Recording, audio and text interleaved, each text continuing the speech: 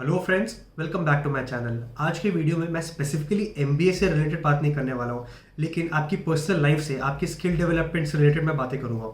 तो कुछ दिन पहले मैं एक मीडियम नाम के ब्लॉग में एक आर्टिकल पढ़ रहा था बाय द ऑथर थॉमस पुयो।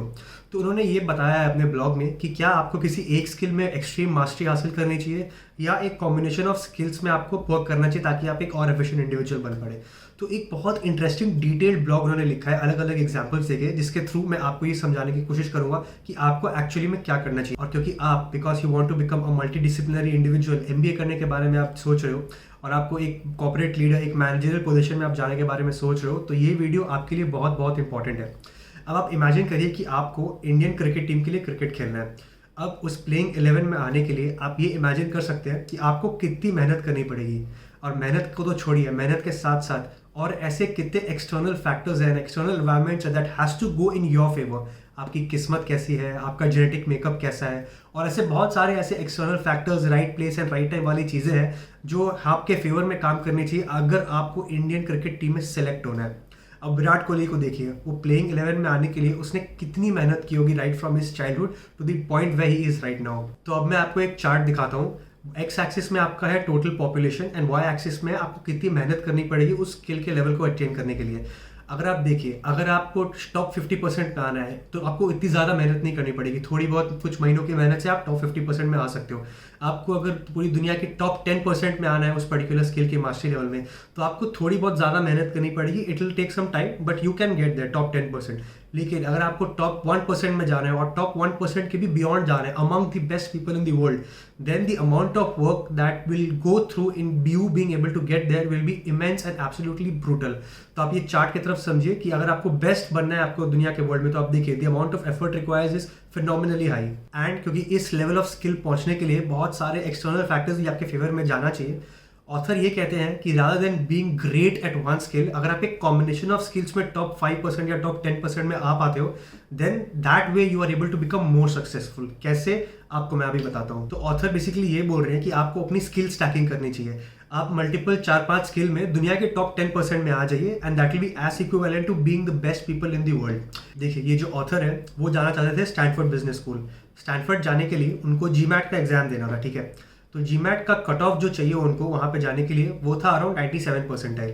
अब उनको जीमैट में एग्जाम देना था और जीमैट के बेसिकली दो एरियाज होते हैं, एक होता है आपका क्वांटिटेटिव एप्टीट्यूड और एक होता है वर्बल। तो उन्होंने एग्जाम दिया, ठीक है, उनका एग्जाम ठीक ठाक गया। तो उनकी जीमैट के एग्जाम देने के बाद जब उनका रिजल्ट आया तो उन्होंने देखा कि जो क्वांटिटेटिव एप्टीट्यूड है, जो मैथ्स वाला पोर्शन है, उसमें उनके 90 परसेंटाइल आए थे। और उनका जो वर्बल वाला एरिया है, वर्बल मतलब इंग्लिश वाला, उसमें उनके 95 परसेंटाइल आए थे। तो उनको लगा कि उनका सिलेक्शन नहीं होगा, क्योंकि उनका असम्पशन के हिसाब से उनको लगा कि उनकी ओवरऑल परसेंटाइल अराउंड 93-94% आएगी, which will be a net and average of these two particular skills. But to his surprise he found out that उनको ओवरऑल क्यूमुलेटिवली 98 परसेंटाइल मिला।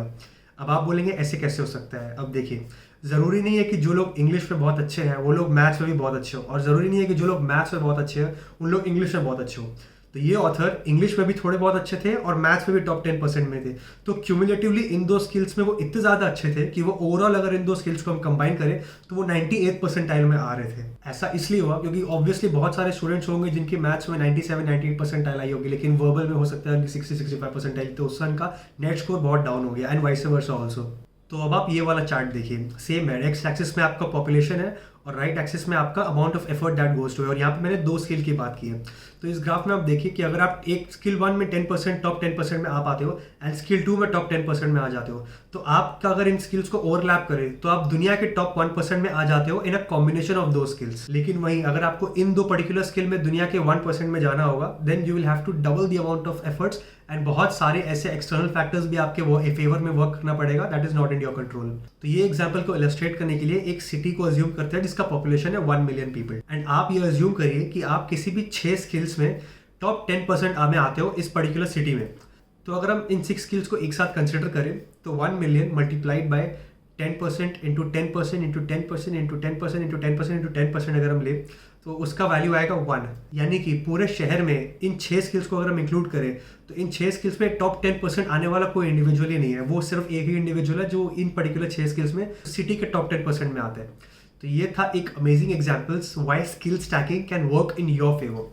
आप एमबीए करने जा रहे हो, आप बर्डिंग मैनेजर्स हो, तो अगर आप मल्टी डिसिप्लिनरी स्किल्स को एक साथ अगर आप अपने स्किल सेट में अक्वायर करते हो एंड उन चीज़ों में टॉप 10% में होते हो rather than being the top 1% in one particular skill.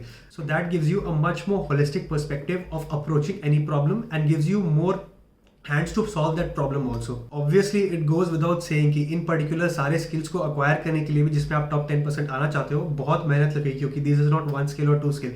These are a group of skills that you have to acquire together and be in the top 10% in those particular skills. तो मेहनत तो आपकी लगेगी, लेकिन the chances of you being successful by following this approach is much better than you being a master in one particular skill. I hope ये article आपको अच्छा लगा। मैंने कुछ दिन पहले ये आर्टिकल पढ़ा था, तो I really like the thought process of the author and इसलिए मेरे को लगा मेरे को आपके साथ ये वीडियो शेयर करना चाहिए। So if you like this video, do hit that like button and subscribe to my channel for more interesting insights like this.